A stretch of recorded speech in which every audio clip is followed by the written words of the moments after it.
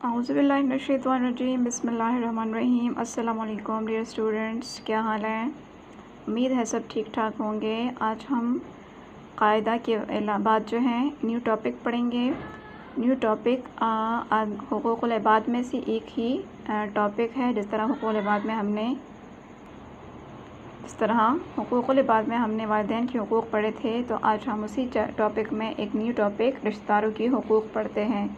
रिश्तेदार होते कौन हैं, ये आप लोगों को मैं बताऊं कि जो हमारे रिलेटिव्स होते हैं, यानी माँ बाप के अलावा जो चाचू चची होती हैं, मामानी मामू होते हैं, दादा दादी नाना नानी जो होते हैं, ये सारे हमारे कज़न्स जो होते हैं, ये हमारे रिलेटिव्स कहलाते हैं, जिसको उर्दू में रिश्तेदार कहते हैं, जिसके साथ हमारा खून का रिश्ता होता है। तो ऐसे लोगों को हम रिश्तेदार कहते हैं। अब जैसे पड़ोसी होते हैं तो पड़ोसियों के भी हुकूक़ होते हैं, लेकिन उनसे हमारा खून का रिश्ता नहीं होता, लेकिन फिर भी इंसानियत के लिहाज से हम उनके हुकूक़ का ख़याल रखते हैं। लेकिन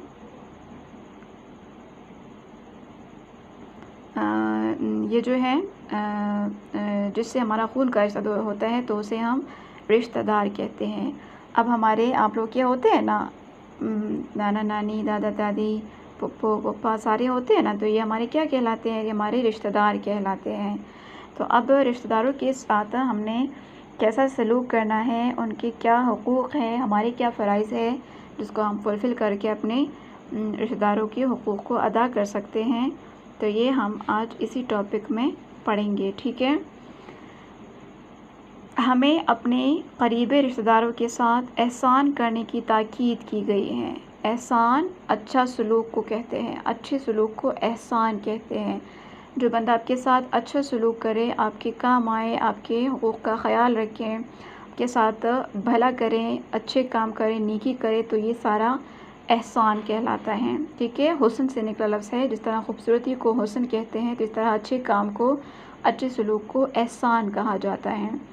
तो ये जो अच्छे सलूक का यानी कि का यानी किसी रिश्तेदार के हुकूक़ का ख़याल रखना, ये क्या है? असल में एहसान है, बहुत बड़ी नेकी है। और इसकी ताकीद हमें किसने की है? ताकीद कहते हैं नसीहत को या ज़ोर देना किसी बात पर। तो इसकी ताकीद की गई है, यानी कुरान पाक में अल्लाह ताला ने भी रिश्तेदारों के साथ अच्छा सलूक नेकी करने की ताकीद की है, नसीहत की है। और फिर हमारे प्यारे नबी हज़रत मोहम्मद सल्लल्लाहु अलैहि वसल्लम ने भी जो है हमें अपने रिश्तेदारों के साथ अच्छा सलूक करने की ताकीद की है, अच्छा, और हुक्म दिया है कि अपने रिश्तेदारों के साथ अच्छा सलूक करें। और अच्छा सलूक क्या है कि जब वो मुसीबत में हो तो उनकी मदद करें।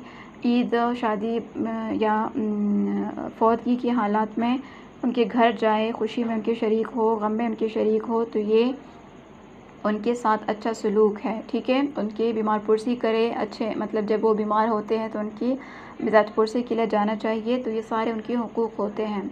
तो इसकी ताकीद हमें हमारे प्यारे हज़रत मोहम्मद सल्लल्लाहु अलैहि वसल्लम ने जो है फ़रमाई है। हमें अपने रिश्तेदारों के साथ सलूक करना चाहिए। जो बंदा अपने रिश्तेदारों के साथ क़ता ताल्लुक़ करता है, यानी ताल्लुक़ को ख़त्म करता है, तो अल्लाह ताला ने ऐसे बंदे को जहन्नम का कि नबी जो है खुशखबरी सुनाई है कि वो बंदा जहन्नम में जाएगा जो अपने रिश्तेदारों के हुकूक़ का ख्याल ना रखे या उनके साथ जो है रिश्ते को ख़त्म कर दे। तो ऐसा बंदा चाहे कितना ही नमाजी क्यों ना हो, वो बंदा दोज़ख में ही जाएगा, जन्नत में उसके लिए कोई जगह नहीं है, क्योंकि अल्लाह ताला ने ख़ुद वादा फरमाया है कि रिश्तेदारों के साथ बुरा सलूक करने वाला या क़ता ताल्लुक़ रखने वाला जहन्नमी है। तो फिर इसके अलावा और क्या ताकीद हो सकती है रिश्तेदारों के साथ अच्छा सलूक करने की?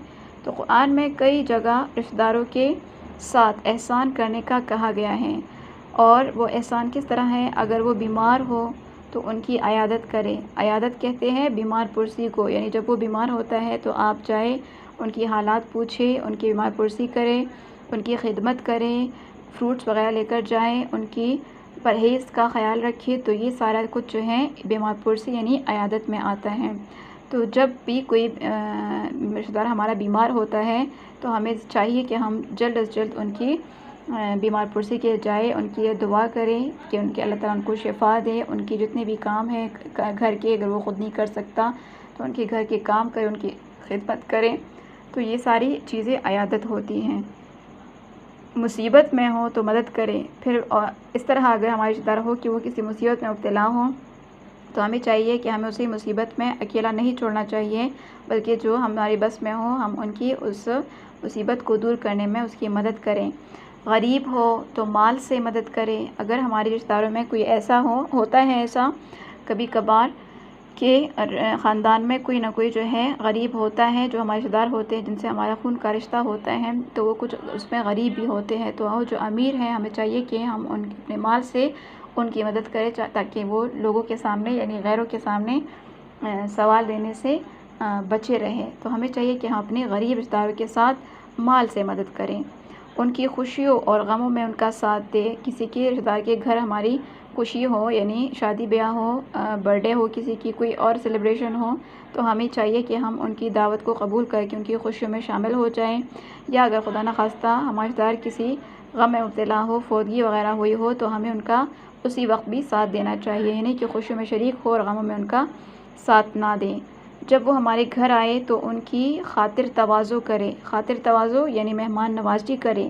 جب بھی ہمارے گھر ہمارے رشتہ دار آتے ہیں، پھپھا پھوپھی، نانی چاچو سارے یہ، تو ہمیں چاہیے کہ ہم ان کی مہمان نوازی کریں، اچھے دل سے اس کو کا استقبال کریں. اور ان کی مہمان نوازی میں کیا آتا ہے کہ گھر میں جو کچھ موجود ہو اچھے طریقے سے ان کے سامنے پیش کریں اور ان کی خدمت میں کوئی کسر باقی نہ چھوڑے، تو اس کو مہمان نوازی کہتے ہیں.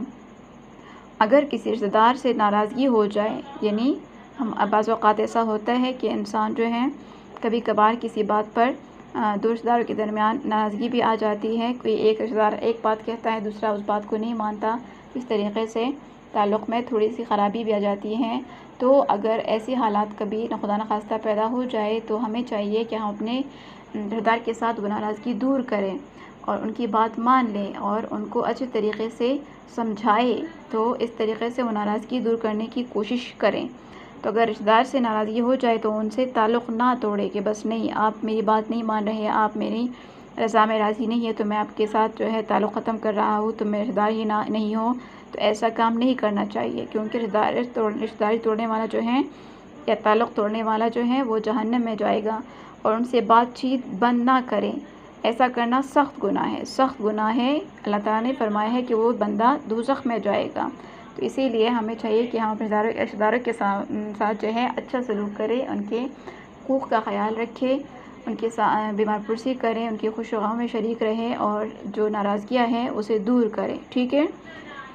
پھر ہمارے پیغمبر صلی اللہ علیہ وسلم نے رشتہ داروں کے بارے میں کیا فرمایا ہے، اب دیکھیے یہاں پر ہمارے پیارے نبی صلی اللہ علیہ وآلہ وسلم نے بھی رشتہ داروں سے حسن سلوک کی تاکید فرمائی ہے. حسن سلوک یعنی اچھا سلوک کرنے کی تاکید فرمائی ہے. ایک دفعہ ایک صحابی نے حضور صلی اللہ علیہ وسلم سے کہا کہ میرے کچھ رشتہ دار ایسے ہیں کہ میں ان سے تعلق جوڑتا ہوں لیکن وہ مجھ سے تعلق توڑتے ہیں. یعنی کچھ رشتہ دار ایسے ہوتے ہیں کہ تھوڑے سے بس جھگڑالو بھی ہوتے ہیں، چھوٹی چھوٹی بات پہ خفا ہوتے ہیں اور جلدی سے تعلق ختم کرتے ہیں. تو ایک دفعہ ہمارے پیغمبر صلی اللہ علیہ وسلم کے پاس ایک صحابی آئے تو انہوں نے بھی یہی شکایت کی کہ میرے کچھ رشتہ دار ایسے ہیں کہ اگر میں ان کے ساتھ اچھا سلوک بھی کروں تو تب بھی وہ میرے ساتھ برا سلوک کرتے ہیں.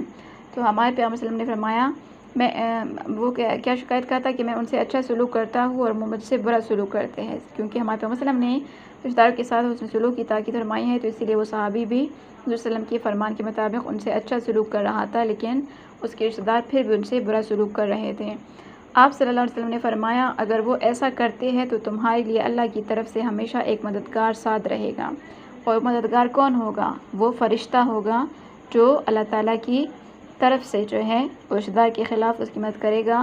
تو ہمیں چاہیے کہ ہم اپنے جو رشتہ داری توڑنے والے لوگ ہوتے ہیں تو ہمیں ان کے ساتھ قطع تعلق نہیں رکھنا چاہیے، بلکہ اللہ تعالیٰ کی ذات پر ایمان رکھ کر یقین رکھ کر ان کے ساتھ پھر بھی اچھا سلوک کرے. تو اس طریقے سے ہمارے لیے فرشتہ مقرر ہوتا ہے جو ہماری مدد کرتا ہے ہر حال میں. آپ صلی اللہ علیہ وسلم کی رضائی والدہ بی بی حلیمہ تو ان کی اپنی ماں تھی، اور رضائی کا مطلب ہے دودھ پلانے والی. ٹھیک ہے. دودھ پلانے والی جو ماں ہوتی ہے اسے کیا کہتے ہیں؟ رضائی ماں کہتے ہیں. تو آپ صلی اللہ علیہ وسلم کی رضائی والدہ بی بی حلیمہ تھی. جب کبھی آپ صلی اللہ علیہ وسلم کے پاس آتی، جو میں نے آپ کو بی بی حلیمہ کا واقعہ سنایا تھا سیرۃ النبی میں، تو یہ وہی واقعہ ہے. اچھا، تو جب کبھی آپ صلی اللہ علیہ وسلم کے پاس آتی، یعنی نبوت کے بعد جو آپ صلی اللہ علیہ وسلم بڑے ہو گئے، تو بی بی حلیمہ جو تھی وہ حیات تھی، وہ زندہ تھی اس وقت، تو جب بھی آپ صلی اللہ علیہ وسلم کو دیکھنے آتی تو حضور صلی اللہ علیہ وسلم ان کے احترام میں کھڑے ہو جاتے اور اپنی چادر بی بی حلیمہ سعدیہ کے لیے بچھا دیتے تھے۔ یہ دیکھیں یہاں ان کے ساتھ ان کا خونی رشتہ ہے بھی نہیں، لیکن چونکہ صرف آپ صلی اللہ علیہ وسلم کو دودھ پلایا تھا تو اسی وجہ سے ان کو اپنی ماں کی طرح ہی پیار کرتا اور ان کا احترام اپنی ماں کی طرح ہی کرتا، جس طرح بندہ اپنی ماں کے احترام میں کھڑا ہوتا ہے اور اپنی خدمت کا کوئی بھی طریقہ جو ہے اپناتا ہے، تو ہمارے پیغمبر صلی اللہ علیہ وسلم کی خدمت میں اپنی چادر مبارک کو جو ہے بچھا دیتے اور اس پر ان کو بٹھاتے تھے۔